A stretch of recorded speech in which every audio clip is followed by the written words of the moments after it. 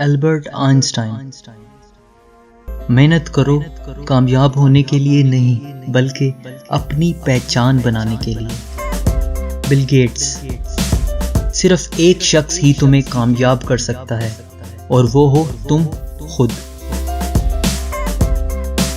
Jos Leicester.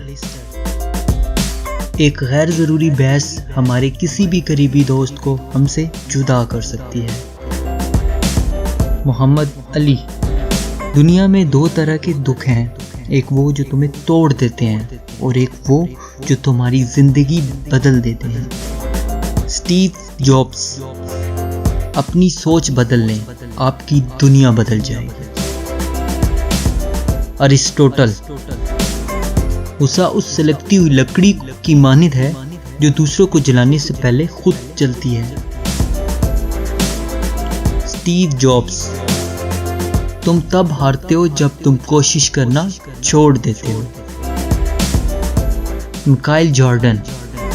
कुछ लोग चाहते हैं, कुछ लोग ख्वाहिश करते हैं और कुछ लोग करके दिखाते हैं। Leonardo DiCaprio. उन लोगों पर ज्यादा तवज्जो दो जो तालियां नहीं मारते जब तुम जीतते हो। अफलातून। दुनिया में सबसे ज्यादा नफरतों का सामना सच बोलने वालों को करना पड़ता है। Thanks for watching.